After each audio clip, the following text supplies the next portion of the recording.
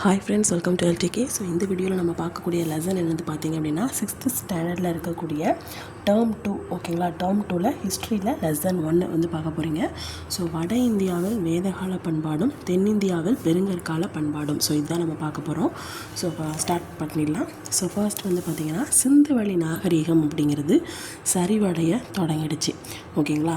நகரமயமாதலுடைய முதல் கட்டம் ஓகேங்களா. முதல் கட்டம் வந்து என்ன ஆயிடுச்சு, எண்ட் ஆகிடுச்சு. ஆரியர்கள் எல்லாமே என்ன பண்ணுறாங்க, வர ஆரம்பிக்கிறாங்க. வேதகாலம் அப்படிங்கிற ஒரு இது வந்து ஸ்டார்ட் ஆகுது ஓகேங்களா. ஸோ இதுதான் ஃபர்ஸ்ட் வந்து இருக்கும். சிந்துவெளி நாகரிகம் அப்படிங்கிறது சரிவடைய தொடங்கிடுச்சு. நகரமயமாதலுடைய முதல் கட்டம் அப்படிங்கிறது முடிவடைஞ்சிடுச்சு. ஸோ ஆரியர்கள் எல்லாமே வர ஆரம்பிக்கிறாங்க. வேதகாலம் அப்படிங்கிறது ஸ்டார்ட் ஆகுது ஓகேங்களா. ஷார்ட் நோட்ஸாகவே எழுதிக்கிட்டிங்கன்னா எக்ஸாம் டைமில் ரிவிஷன் பண்ணுறதுக்கு ரொம்ப ஈஸியாக இருக்கும் ஓகேங்களா. ஸோ ஃபர்ஸ்ட் வந்து பார்த்திங்கன்னா வேத காலம், அந்த வருடங்கள் பார்த்திங்கன்னா அந்த காலகட்டம் 1500 600 வரைக்கும் ஓகேங்களா. கிமு பொது ஆண்டு ஓகேங்களா. பொது ஆண்டுக்கு முன் ஆரியர்கள் பார்த்திங்க அப்படின்னா என்ன பேசினாங்க, என்ன மொழி பேசினாங்க அப்படின்னா இந்தோ ஆரிய மொழி. அப்போ இதில் ஆரியா, இதுலேயும் ஆரியா ஓகேங்களா. அப்போ இந்தோ ஆரிய மொழி வந்து பேசினாங்க. அவங்க வந்து என்ன பண்ணாங்க, ஒரே இடத்துல ஸ்டே பண்ணலை.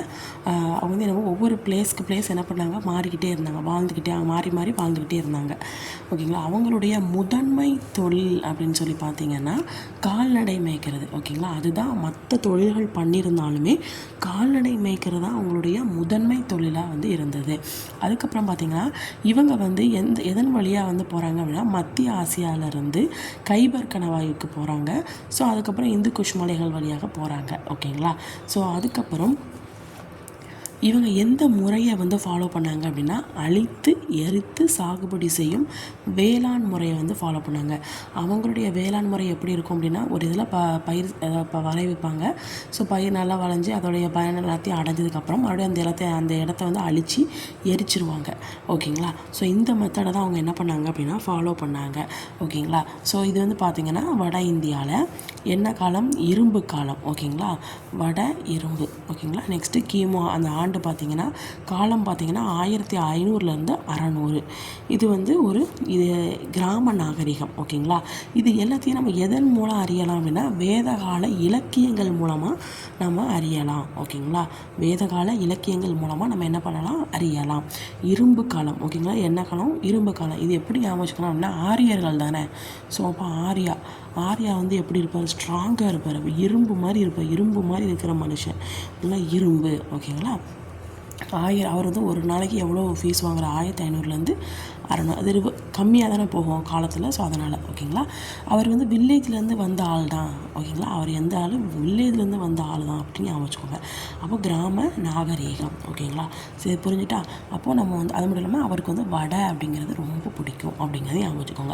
அப்போ வட இந்தியா பார்க்க எறும்பு மாதிரி இருப்பார். ஸோ இரும்பு காலம், கிராமத்துலேருந்து தான் வந்திருக்காரு. கிராம நாகரிகம் 1500 600 கேட்பார் அப்படிங்கிறத ஞாபகம். நெக்ஸ்ட்டு வந்து பார்த்திங்கன்னா ரிக்வேத கால ஆரியர்கள் அவங்க என்னென்ன இதெல்லாம் பண்ணாங்க அப்படின்னா நாடோடிகளாக இருந்தாங்க. அதாவது அங்கே ஒரு இடத்துல இருக்கணும் அப்படியே அலைஞ்சிக்கிட்டே இருக்கிறது, போகிற இடத்துல போய் உட்காந்துக்கிறது, கொஞ்ச நேரம் ஸ்டே பண்ணிக்க, அப்புறம் வேலையை முடிச்சதுக்கப்புறம் அப்படி மறுபடியும் அது நாடோடிகள் மாதிரி இருந்தாங்க. ஒரு இடத்துல நிலையாக இல்லை ஓகேங்களா ரிக்வேத காலத்தில் ஓகேங்களா. அது மட்டும் இல்லாமல் மேய்ச்சல் சமூகத்தை சேர்ந்தவங்களாக இருந்தாங்க. கால்நடை தான் அவங்களுடைய சொத்தாக வந்து இருந்துச்சு. இவங்க எந்த இடத்துல வாழ்விடமாக இருந்தாங்க அப்படின்னா பஞ்சாப் ஓகேங்களா. அந்த இடத்த தான் என்ன சொல்கிறாங்க அப்படின்னா சப்த சிந்து அப்படின்னு சொல்கிறாங்க. சப்த சிந்துலேயும் இப்பு வருது, பஞ்சாப்லேயும் இப்பு வருது ஓகேங்களா. ஓகே, இங்கே ரிக்கு, இங்கே இப்பு, இங்கேயும் இப்பு, சப்த சிந்து. அதாவது 7 ஆறுகள் ஓடும் பகுதியை தான் என்ன சொல்கிறாங்க அப்படின்னா சப்த சிந்து அப்படின்னு சொல்கிறாங்க ஓகேங்களா. அப்போது இந்த ஆரியர்களுடைய முதன்மை தொழிலாக என்ன இருக்குது அப்படின்னா உங்களுக்கு கால்நடை மேய்க்கிறதா இருக்குது.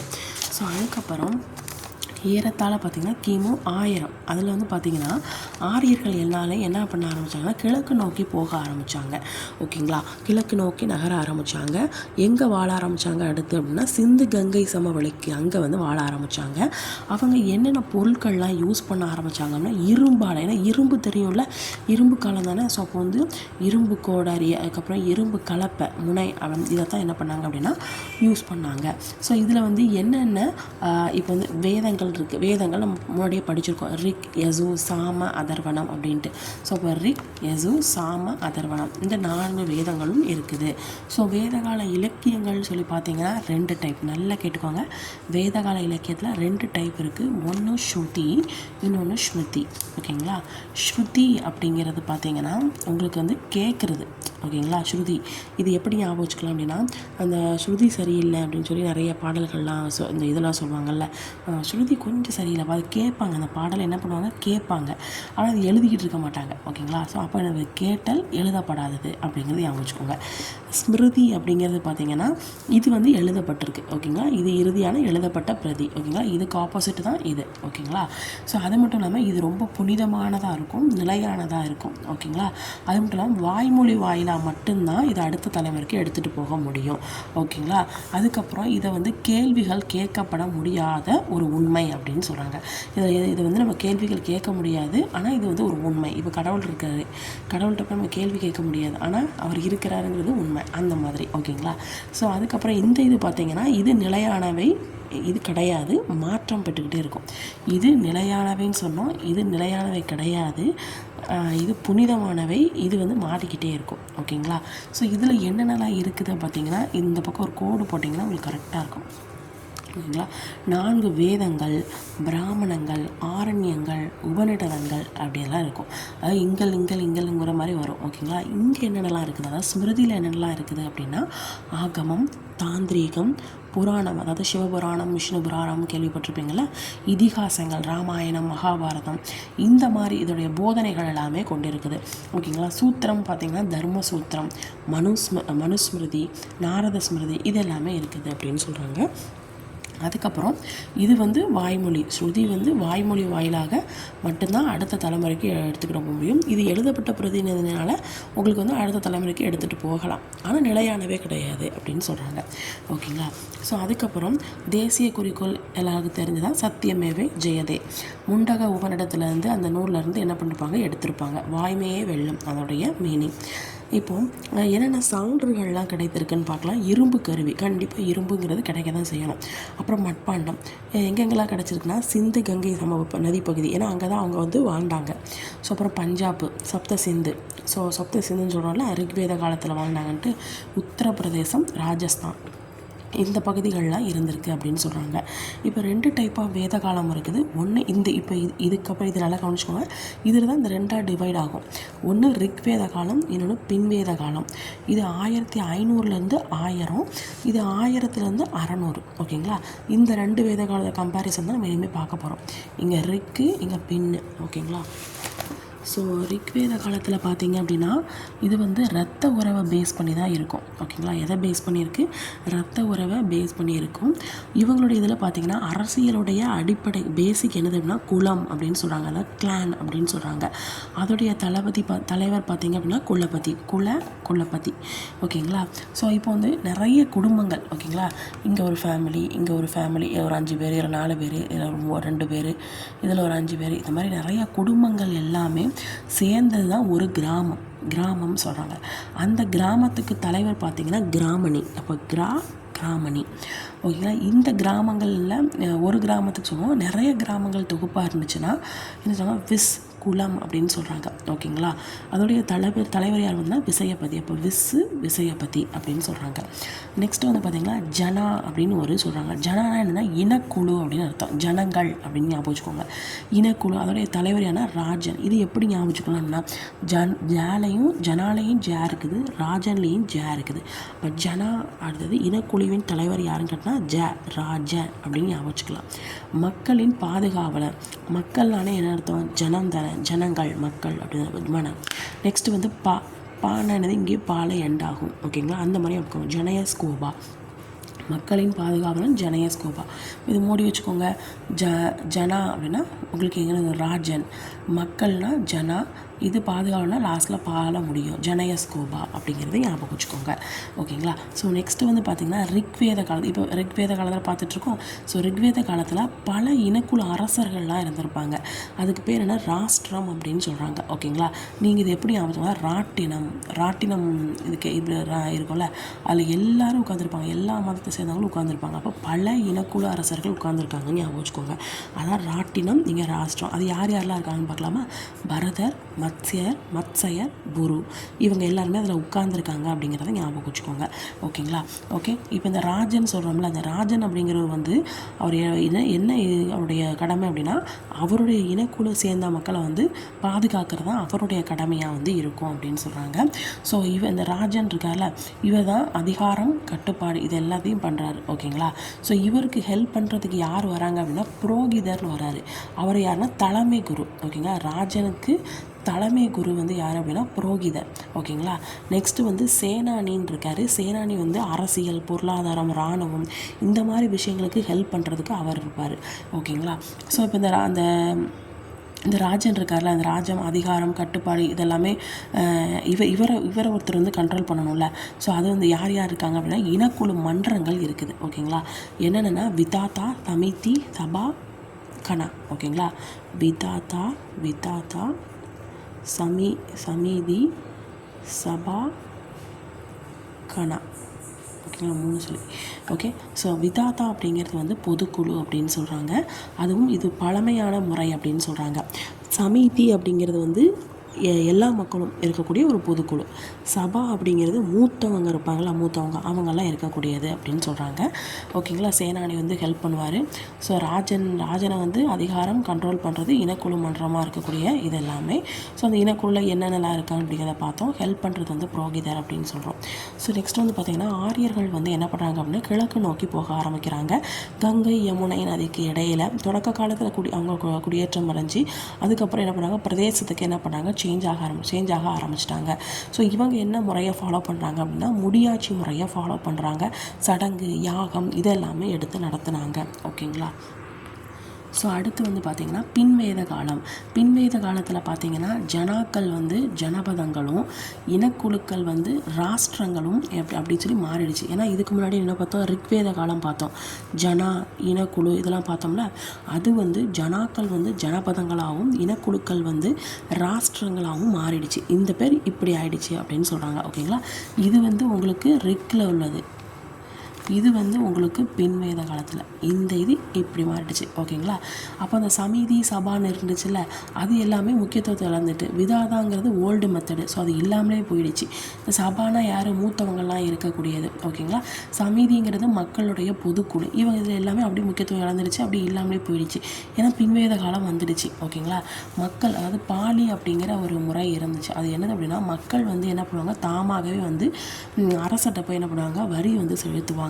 ஓகேங்களா? அதாவது விவசாயத்துலேயும் சரி, கால்நடையிலையும் சரி 1/6 பங்கு வந்து டேக்ஸ் கட்டணும் அப்படின்ட்டு. ஓகேங்களா? ஸோ அது மட்டும் இல்லாமல் என்னென்ன செழிப்படைந்து இருந்தது அப்படின்னா குரு, பாஞ்சால அரசு இது எல்லாமே செழிப்படைந்து இருந்துச்சு. ஓகேங்களா? என்னென்ன நகரங்கள்லாம் ஃபார்ம் ஆகிடுச்சு அப்படின்னா அயோத்தி, மதுரா, அதுக்கப்புறம் இந்திரபிரஸ்தம். ஓகேங்களா? இப்போ ஓகேங்களா? இதுக்கப்புறம் மதுரா, இது எல்லாமே நகரங்கள் எல்லாமே ஃபார்ம் ஆக ஆரம்பிச்சுட்டு இவங்க வந்து எந்த சமூக முறை, எந்த இதை ஃபாலோ பண்ணாங்க, தந்தை வழி சமூகம் அப்படிங்கிறத ஃபாலோ பண்ணுறாங்க. வெள்ளை நிறமாக இருந்தாங்கன்னா ஆரியர்கள், கருப்பாக இருந்தாங்கன்னா ஆரியர்கள் அல்லாதவர்கள். அதாவது அவங்க என்ன சொல்லுவாங்கன்னா தசையு தாசர் அப்படிங்கிறாங்க. கருப்பாக இருந்தாங்கன்னா அவங்க பேர் தசையு தாசர் அப்படின்னு சொல்கிறாங்க. ஓகேங்களா? தொடக்க காலத்தில் பார்த்தீங்கன்னா சமுதாயத்தில் 3 பிரிவுகள் இருந்துச்சு. ஓகேங்களா? ஒன்று மக்கள்னால் பொதுமக்கள், அதாவது நம்ம இருக்கோம்ல விஸ் அப்படிங்கிறவங்க, போர் வீரர்கள் நம்ம இதில் என்ன சொல்லலாம், இராணுவர்கள் இருக்காங்களா, இராணுவ வீரர்களுக்குனா அவங்கள சத்திரியர்கள், சத்தியமானவங்க அப்படின்னு ஞாபகம் வச்சுக்கோங்க. இன்னொன்று மதகுருமார்கள், பிராமின்ஸ் மதகுருமார்கள் பிராமின்ஸு அப்படின்னு சொல்கிறாங்க. ஓகேங்களா? அது மட்டும் இல்லாமல் 4 இறுக்கமான வர்ணம், நம்ம ஒரு விவேக் ஒரு இதை சொல்லுவாங்களே, இந்த வர்ணம்டா அப்படின்னு சொல்லுவாங்களா, அப்படின்னு சொல்லுவாங்க.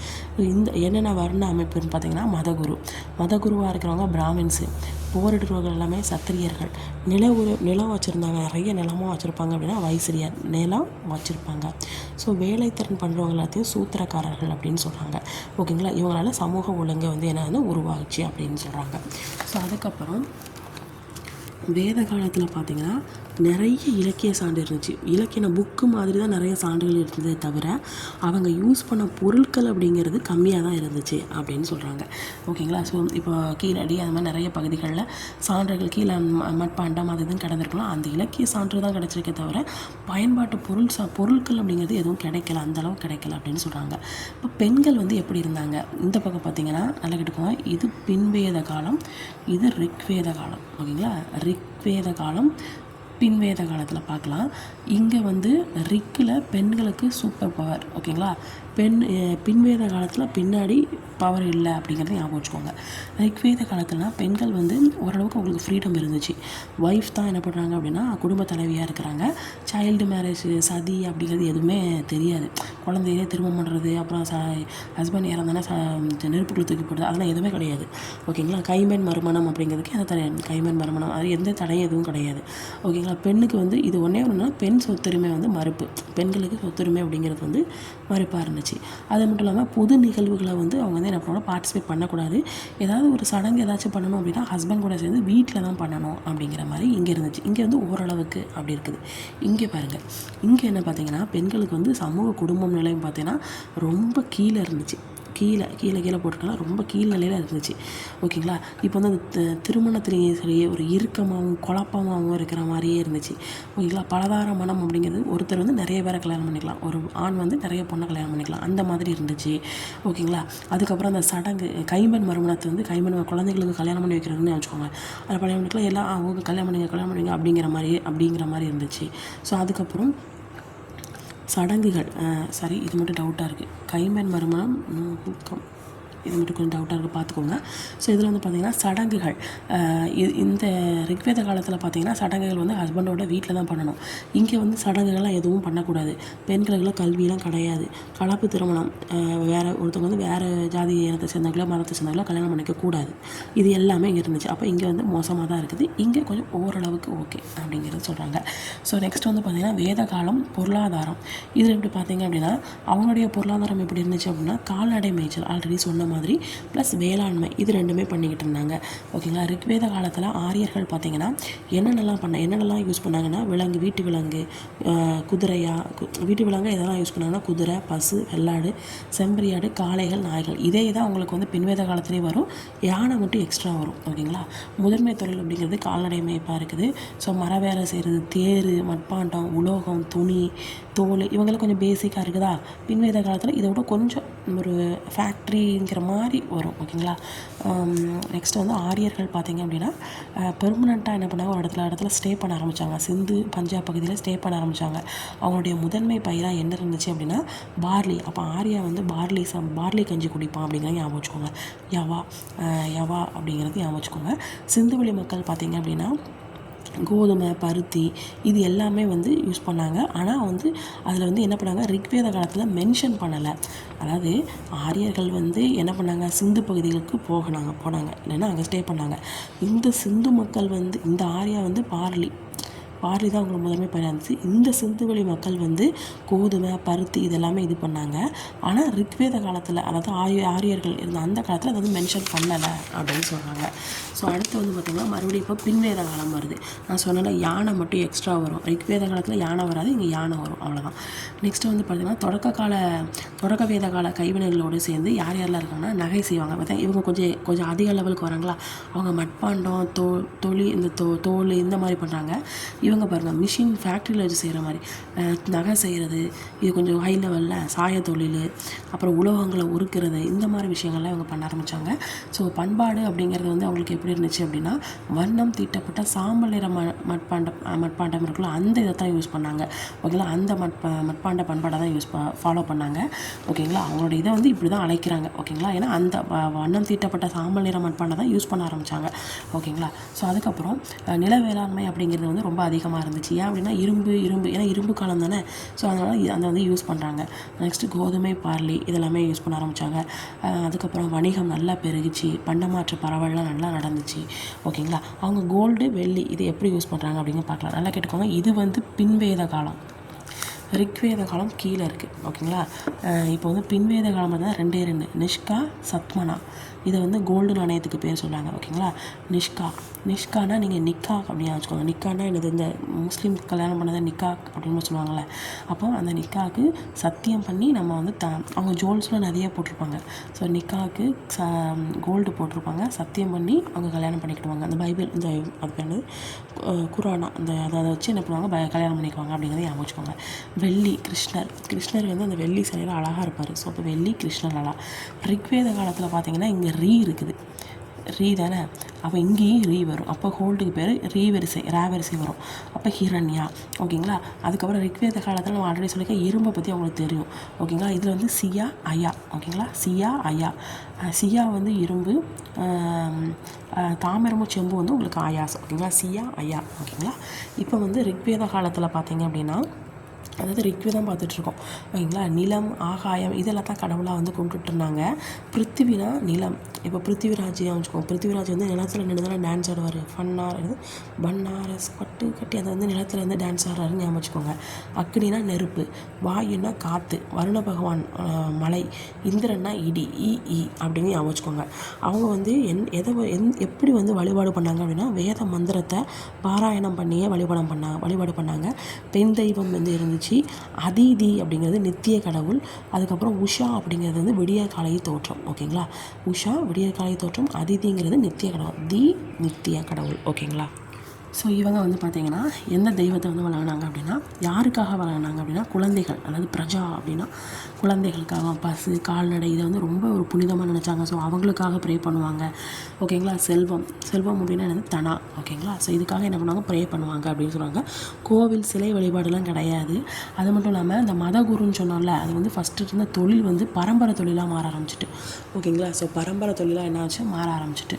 ஸோ அதுக்கப்புறம் பார்த்திங்கன்னா முக்கியம் இழப்பு. எதுக்கெல்லாம் முக்கியங்கள் இழக்க ஆரம்பிச்சிச்சு அப்படின்னா, இந்திரன், அதாவது இந்திரன் அக்னி இருக்குல்ல, இந்திரன்னா என்னது, இடி, அக்னி அப்படின்னா நெருப்பு. ஸோ இதோடைய முக்கியத்துவம் வந்து இழக்க ஆரம்பிச்சிருச்சு. ஸோ அதுக்கப்புறம் எதுக்கெல்லாம் முக்கியத்துவம் கொடுக்க ஆரம்பித்தாங்க அப்படின்னா, பிரஜாபதி அதாவது படைப்பவர், விஷ்ணு அதாவது காப்பவர், ருத்ரன் அதாவது அழிப்பவர், இவங்களுக்கெல்லாம் வந்து முக்கியத்துவத்தை கொடுக்க ஆரம்பித்தாங்க. இவருடைய சடங்குகள் எல்லாமே வேள்வி சடங்குகளாக விரிவடைய ஆரம்பிச்சிடுச்சு. ஸோ நெக்ஸ்ட் வந்து பார்த்திங்கன்னா அவருடைய குருகுல கல்வி. ஸோ அடுத்து வந்து பார்த்திங்கன்னா குருகுல கல்வி. ஓகேங்களா. ஸோ இவங்க வந்து பழங்கால கற்றல் முறையை தான் என்ன பண்ணுறாங்க, ஃபாலோ பண்ணுறாங்க. ஸோ குரு யாருன்னா ஆசிரியர் தான். ஓகேங்களா. ஸோ இப்போ பார்த்திங்கன்னா ஃபேமிலி, அதாவது ஒரு குடும்பம் அல்லது வீடு. ஓகேங்களா. இந்த இடத்துல ஒரு எல்லாருமே சேர்ந்து என்ன பண்ணுவாங்க அப்படின்னா பாடம் நடத்துகிற மாதிரி. ஒரு சில பேர் என்ன பண்ணுவாங்க, அந்த குருவோடைய வீட்டில் இருந்தே ஸ்டே பண்ணி அவங்களுக்கு சேவை பண்ணுறது, அவங்கக்கிட்டேருந்து கற்றுக்கிறது, கல்வி அறிவு இது எல்லாத்தையும் கற்றுக்கிற மாதிரி இருந்தாங்க. ஓகேங்களா. ஸோ வாய்மொழி வாயிலாக தான் இருந்துச்சு. இப்போ நோட்டில் எழுதி அந்த மாதிரிலாம் எதுவும் கிடையாது. வாய்மொழி வாயிலாக இருந்துச்சு. அது மூலமாக மனப்பாடம் பண்ணிக்கிறாங்க. ஸோ எதெல்லாம் கற்றுக்கிட்டாங்க அப்படின்னா, வேதங்கள், இதிகாசங்கள், புராணங்கள், இலக்கணம், தர்க்கவியல், நெறிமுறைகள், ஜோதிடம், இராணுவ உத்தி, கணிதம், இப்போ எல்லாத்தையுமே கற்றுக்குறாங்க. ஓகேங்களா. இராணுவ சம்மந்தமாகவும் இருக்குது, ஜோதிடம், கணிதம், இலக்கணம் எல்லாமே கற்றுக்குறாங்க. ஓகேங்களா. ஸோ அதுக்கப்புறம் ஒழுக்கத்தையும் என்ன பண்ணுறாங்க, சேர்ந்து கற்றுக்குறாங்க. பெண்களுக்கு அப்படிங்கிறது வந்து பொதுக்கல்வி அப்படிங்கிறது எதுவும் இல்லை. ஓகேங்களா. அது மட்டும் இல்லாமல் 4 வகையான ஆசிரமங்கள் இருந்துச்சு, அவங்கவுங்க வயசை பொறுத்து. பின்வேத காலத்தில் தான் ஸ்டார்ட் பண்ணுறாங்க. அந்த பின்வேத காலத்தில் கடைசியில். ஓகேங்களா. பிரம்மச்சரியம் பார்த்திங்க அப்படின்னா மாணவ பருவம். கிரகஸ்தம் அப்படின்னா கரகம் முடித்தது, கல்யாணம் சொல்லுவாங்களா, கிரகம் பிடிச்ச வாழ்க்கை அப்படிங்கிறாங்க. இப்போ கிரகஸ்தம் அப்படிங்கிறது திருமண வாழ்க்கை. வனம், காட்டுக்கு போயிடுவோம் அடுத்து. ஸோ காடு, தவம். சந்நியாசம், எப்பா லைஃபே வேண்டாம், துறவர வாழ்க்கையே போயிடலாம், சந்நியாசம், துறவர வாழ்க்கை. ஓகேங்களா. ஸோ தென்னிந்தியாவில் தமிழ்நாட்டில் பண்பாடு இது பார்த்திங்கன்னா இதுக்கு இது ஒத்துப்போகும் அப்படிங்கிற மாதிரி ஒரு நல்லா கேட்டுக்கோங்க. வட இந்தியாவில் வேதகால பண்பாடு. ஓகேங்களா. வட இந்தியாவில் வேதகால பண்பாடு இந்திய துணைக்கண்டத்தில் ஏனைய பகுதிகளில் இருக்கக்கூடிய செம்பு கால பண்பாட்டோடு ஒத்துப்போகுதான். வட செம்பு. ஓகேங்களா. வட இந்தியா ஓகேங்களா. வட இந்தியா செம்பு. வட இந்தியா வந்து அப்போ இந்த வட இந்திக்கு செம்புக்குள்ளே போட்டுடலாமா. ஓகே. வட இந்தியா செம்பு கால பண்பாடு ஒத்து போகுது. ஓகேங்களா. ஸோ அதுக்கப்புறம் இப்போ வந்து செம்பு காலகட்டம் அப்படின்னு சொல்கிறாங்களே, எதுக்காக அதை அப்படி அழைக்கிறாங்க? செம்பையும் கல்லையும் அதிகமாக, ஓகேங்களா, சேம் டைம்ஸ் அதிகமாக யூஸ் பண்ணியிருக்கிறாங்க, ஓகேங்களா. ஸோ அதுக்கப்புறம் செம்பு கால பண்பாட்டு முதிர்ந்த நிலை, முத்தி போச்சு. முத்தி போச்சுன்னா நீங்கள் குண்டாகிட்டீங்க வச்சுக்கோங்க, முத்தி போச்சு. அப்போ செம்பு காலம் முதிர்ந்த நிலை, இதான் செம்பு, ஓகேங்களா. இது வந்து ஹரப்பா பண்பாட்டுன்னு சமகால பண்பாட்டுக்கு ஒத்துவாங்க. இது எப்படி கரகரன்னு முத்தி போச்சு அப்படின்னா என்ன பண்ணுது? கரகரன்னு தேய்க்கிறதுன்னு ஞாபகம் வச்சுக்கோங்க. முத்தி போச்சு, இதை கரகரன்னு தேய்க்கணும். அப்போ ஹரப்பா பண்பாட்டின் சமகால பண்பாட்டுக்கு ஒத்து போகுது, ஓகேங்களா. ஸோ அதுக்கப்புறம் இந்த ஹரப்பா வந்து அதுக்கப்புறம் வீழ்ச்சி அடைஞ்சதுக்கு அப்புறமா என்ன ஆயிடுச்சு அப்படின்னா செம்பு காலம் அப்படிங்கிறது கண்டினியூ ஆகுது, ஓகேங்களா. இந்த ஹரப்பா வீழ்ச்சி அடைஞ்சிட்டு இந்த செம்பு காலம் அப்படிங்கிறது கண்டினியூ ஆகுது. வட இந்தியாவில் இப்போ பின்வேத கால பண்பாடு, அங்கே வெறும் வேத கால பண்பாடு, அங்கே பின்வேத கால பண்பாடு. இது எப்படின்னா தென்னிந்தியாவில் இரும்பு காலத்துக்கு ஒத்து போகுது அப்படின்னு சொல்கிறாங்க. இது எப்படி அதே வடைக்கு பின்னாடி, ஓகேங்களா, பின்னாடி பார்த்தீங்க அப்படின்னா இரும்பு மாதிரி இருக்குது அப்படின்னு ஞாபகம். வடைக்கு பின்னாடி இரும்பு மாதிரி இருக்குது. வடை முன்னாடி பார்க்க நல்லா இருக்கு, ஆனால் பின்னாடி பார்த்தா இரும்பு மாதிரி இருக்குது அப்படின்னு ஞாபகம் வச்சுக்கோங்க. படத்தை கூட பார்க்கலாம். வட இந்தியாவில் வேதகால பண்பாடு. இது என்னது? செம்பு கால பண்பாடுக்கு ஒத்து போகுது. அதுக்கப்புறம் இது முதிர்ந்து போயிருக்குது. ஸோ ஹரப்பா, ஓகேங்களா. அதுக்கப்புறம் இந்த வட இந்தியா பின்னாடி அதான் என்னது பின்வேத காலம் எதுக்கு ஒத்து போகுது அப்படின்னா இது பார்க்க எப்படி இருக்குது? இரும்பு. ஸோ இரும்பு காலத்துக்கு ஒத்து போகுது. ஸோ இரும்பு காலம் எண்ட் ஆகுது. மக்கள் வந்து எதை ஸ்டார்ட் பண்ண ஆரம்பிக்கிறாங்க? பெருங்கற்கால பண்பாடை ஸ்டார்ட் பண்ணுறாங்க. ஸோ அந்த இது காலகட்டம் பார்த்திங்கன்னா கிமு 600 கிபி 100 வரைக்கும், ஓகேங்களா. இது வந்து சங்க காலம் முந்தைய காலத்தோடு ஒத்து போகுது அப்படின்னு சொல்கிறாங்க, ஓகேங்களா. இங்கே வந்து கருப்பு சிவப்பு மட்பாண்டங்கள் இதெல்லாம் என்ன பண்ணுறாங்க? யூஸ் பண்ண ஆரம்பிக்கிறாங்க, ஓகேங்களா. ஸோ அதுக்கப்புறம் பெருங்கற்காலம், ஓகேங்களா. பெரு அப்படின்னா மெகா அப்படின்னா பெரிய, லித் அப்படின்னா கல், ஓகேங்களா. மெகா லித்து பெரிய கல், ஓகேங்களா. பெருங்கற்காலம் அப்படின்னு ஆயிடுச்சு. கிரேக்க சொல், ஓகேங்களா. அப்படின்னா என்ன? இப்போ வந்து ஒருத்தவங்க இறந்துருக்காங்க அப்படின்னா அவங்க புதைச்ச இடத்த, ஓகேங்களா, கற்பலகையை வச்சு மூடி வைக்கிறது, ஓகேங்களா. இதான் என்னது அப்படின்னா அதாவது பெரிய கல் இந்த மாதிரி வச்சுலாம் யூஸ் பண்ணியிருப்பாங்க, ஓகேங்களா. ஸோ அந்த வழக்கம் வந்து இருந்துச்சு. தமிழகத்தில் பார்த்திங்கன்னா பெருங்கற்கால பண்பாடு, இரும்பு கால பண்பாடு, இதில் தொல்லியல் ஆய்வு பண்ணியிருக்காங்க. ஸோ அது என்னதுன்னா தூத்துக்குடி தான் ஆதி ஸ்டார்ட்டு அப்படின்னு யோசிச்சுக்கோங்க. என்னென்னா முதுமக்கள் தாளிகள், கருப்பு சிவப்பு மட்பாண்டம், இரும்பாலான குத்துவால், கத்தி, ஈட்டி, அம்பு, கல்மணி, எல்லாம் ஒரே குத்து ஈட்டி அம்பு எல்லாமே கொள்கிற மாதிரியே இருக்குது. கருப்பு சிவப்பு மட்பாண்டம், தாளிகள், அப்புறம் கல்மணிகள். சில கல்மணிகள் தான் இருக்குது, சில தங்க ஆவணங்கள் தான் இருக்குது. அப்போ தூத்துக்குடி ஆளுங்க வந்து கொஞ்சம் கத்தி, ஈட்டி, அம்பு, குத்துவாள் இந்த மாதிரி ரொம்ப கொஞ்சம் டெரராக இருக்குதுன்னு ஞாபகம் வச்சுக்கோங்க. ஜுவல்ஸ்லாம் கொஞ்சம் கம்மியாக தான் யூஸ் பண்ணுவாங்கன்னு ஞாபகம் வச்சுக்கோங்க. வெண்கல உருவம், புலி, யானை, மானு இதெல்லாமே வந்து இருந்துச்சு. அதுக்கப்புறம் மட்பாண்டம் பார்த்திங்கன்னா கல், மரம் இதெல்லாமே யூஸ் பண்ணி மர பொருட்கள்லாம் இருந்திருக்கு அப்படின்னு சொல்கிறாங்க. நெக்ஸ்ட்டு கீழடி சிவகங்கை பார்த்திங்கன்னா இவங்க வந்து கொஞ்சம் ஜுவல்ஸ் மாதிரி வருவாங்க. என்ன பாருங்க, திருப்புவனம் தாலுகா கீழடி கிராமம், ஓகேங்களா. திருப்புவனம் மாவட்டத்தை தாலுகாவை சேர்ந்த கீழடி கிராமத்தில் சிவகங்கை மாவட்டம் செங்கல் வடிகால் அமைப்பு இருந்திருக்கு. ஸோ தமிழ் பிராமி மட்பாண்டங்கள்லாம் இருந்திருக்கு. இவங்க பாருங்கள் ஜுவல்ஸ் மாதிரி நிறைய இருக்கும். மணி, கண்ணாடி மணி, செம்மணி, அதுக்கப்புறம் முத்து, தங்க ஆபரணம், அதுக்கப்புறம் சங்கு வளையல், தந்த பகடை, இரும்பு பொருள், வெண்கல படிகம் இது எல்லாமே இவங்க வந்து அங்கே இது சான்றுகளாக கிடச்சிருக்கு, ஓகேங்களா.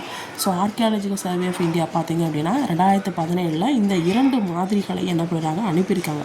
அப்போ கதிரியக்க கார்பன் வயது கணிப்பு மூலமாக அமெரிக்காவில் ஃப்ளோரிடா பீட்டா அப்படிங்கிற ஒரு அனாலிட்டிக் நிறுவனத்துக்கு என்ன பண்ணியிருக்காங்க? சென்ட் பண்ணியிருக்கிறாங்க, ஓகேங்களா. அப்போ வந்து அவங்க சொல்கிறாங்க இது 200 அதாவது கிமு 200 சேர்ந்தது அப்படின்னு சொல்கிறாங்க, ஓகேங்களா.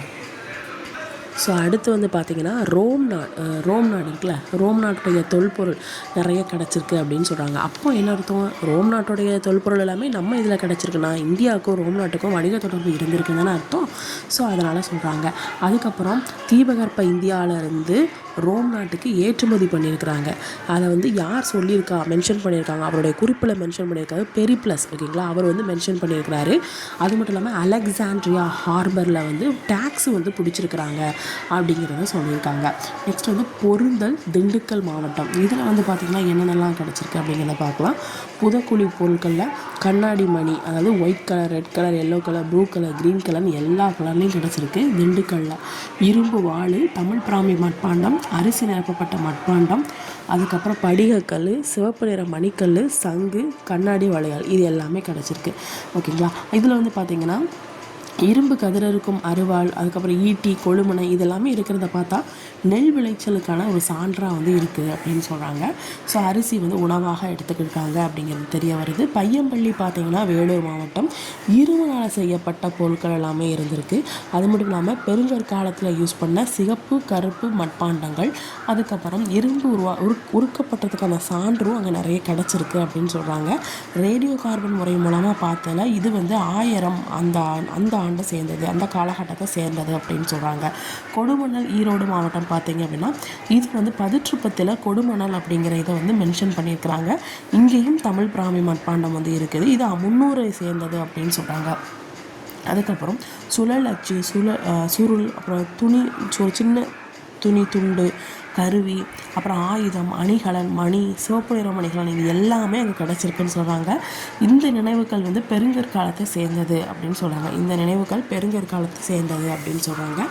தமிழ்நாட்டில் பெருங்கற்கால நினைவு சின்னங்கள் பார்த்தீங்க அப்படின்னா முதுமக்கள் தாளிகள் அப்படின்னா என்னென்னா, இப்போது முதுமக்கள் தாளினா இப்படி மாதிரி வச்சுக்கோங்களேன், ஒரு பானை மாதிரின்னு வச்சுக்கோங்களேன். அது அவருடைய உடல் வந்து இருக்கும். அவர் யூஸ் பண்ண பொருட்கள்லாம் போட்டு வச்சுருவாங்க. ஸோ அதான் என்னென்னா முதுமக்கள், இறந்தவங்க. ஓகேங்களா. முதுமக்கள் தாளிகள் அப்படின்னு சொல்கிறாங்க. ஸோ பெருங்கற்காலம் பார்த்திங்கன்னா இரும்பை பற்றி நல்லா தெரிஞ்சிருந்துச்சு. கூடி வாழ்தல் அப்படிங்கிற முறையை தான் ஃபாலோ பண்ணாங்க. எல்லாம் ஒன்றா தான் இருந்தாங்க. இதுதான் உண்மையிலேயே தமிழ் நாகரிகத்தின் சாட்சியாக வந்து இருந்திருக்கு அப்படின்னு சொல்கிறாங்க. கற்திட்டைகள் அப்படின்னு சொல்கிறாங்க. கல்திட்டை அப்படின்னா எப்படி இருக்குன்னா, இந்த இடத்துல இறந்தவங்கள இப்படி போட்டு இங்கே பக்கம் ஒரு கல், இந்த பக்கம் ஒரு கல், படுக்க வாசலில் ஒரு கல், இது வச்சுருப்பாங்க. ஆனால் எனக்கு புதஞ்ச இடத்துல 2 புறமும் 2 கற்பலைகள் வச்சு செங்குத்தாக அதன் மீது மற்றொரு கற்பலைகை படுக்க வச்சுருப்பாங்க. ஸோ இதான் என்னென்னா கல்திட்டை அப்படின்னு சொல்கிறாங்க. இது எங்கெங்கெல்லாம் இருக்குது அப்படிங்கிறது பார்க்கலாம். ஓகேங்களா. இது எப்படி ஞாபகம் அப்படின்னா கல்திட்டைகள்லாம் என்னது, கல்லை ஓகே, ஒரு வீரன் கல்லை எடுத்து சிங்கத்தை அடிக்கிறான். ஓகேங்களா. இது வந்து கும்மால மருது பெட்டி அப்படிங்கிற மட்டும் ஞாபகம் வச்சுக்கோங்க. கும்மின்னு அடி விழுது அப்படின்னு ஞாபகம் வச்சுக்கோங்க. சிங்கம் கேட்டுக்கோங்க. கல்லை எடுத்து ஒரு வீரன் அவன் கல்லை எடுத்து சிங்கத்தை அடிக்கிறான். கும்மின்னு சத்தம் கேட்குது அப்படின்னு ஞாபகம் வச்சுக்கோங்க. வீரராகபுரம் கல் எடுத்து அடிக்கிறான். ஸோ கல்திட்டை. சிங்கத்தை அடிக்கிறான், நரசிங்கம்பட்டி. அதுக்கப்புறம் கும்மின்னு சத்தம் கேட்குது, கும்மால மருதுப்பட்டி. ஓகேங்களா. ஸோ எந்தெந்த மாவட்டம் பார்த்தோம்னா காஞ்சி போயிருக்கிறான். கும்மாலு திண்டுக்கல். கும்மாலு அப்படிங்கிற வார்த்தையை சொன்னால் திட்டு தான் வரும். திண்டுக்கல். சிங்கம் மதுரை.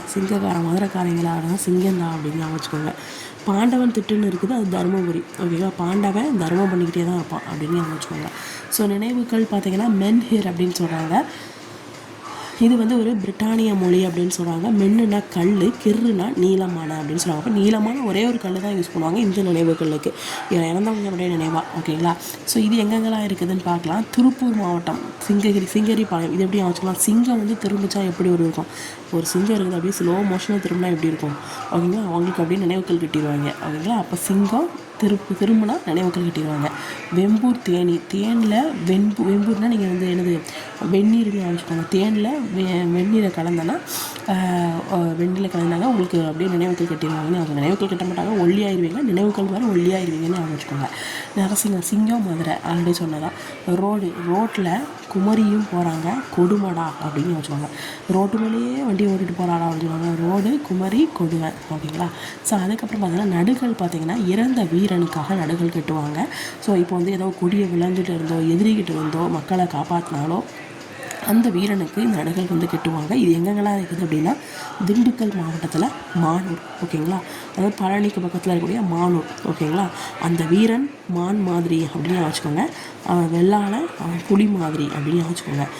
மான் மாதிரி, புலி மாதிரி, வெள்ளாளன் அப்படின்னு வச்சுக்கோங்க. தூத்துக்குடி மாவட்டத்தில் இருக்கக்கூடிய வெள்ளாளன் கோட்டை, திண்டுக்கல்லில் இருக்கக்கூடிய புலிமான் கோம்பை, இந்த இடங்களில் இந்த நடுகர்கள் அப்படிங்கிறது இருக்குது அப்படின்னு சொல்கிறாங்க. ஓகேங்களா. ஸோ இந்த இதோட முடிஞ்சிருச்சு. நிலையான அப்படின்னா எட்டர்னல், இரத்த உறவு அப்படிங்கிறது கின்ஷிப், தந்தை வழி சமூகம் அப்படிங்கிறது பேட்ரியார்க்கல், தெய்வம் அப்படிங்கிறது டைட்டி, அதுக்கப்புறம் சமகாலத்தில் அப்படிங்கிறது கான்டெம்பரரி, உலோகவியல் அப்படிங்கிறது மெட்டலர்ஜி. ஓகேங்களா?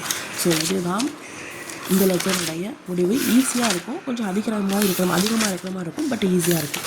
ஸோ இதே மாதிரி நிறைய வீடியோஸ் வேணும் அப்படின்னா என்னோடய சேனலை மறக்காமல் சப்ஸ்கிரைப் பண்ணிக்கோங்க, லைக் பண்ணிக்கோங்க. ஓகேங்களா? தேங்க்யூ, பாய்.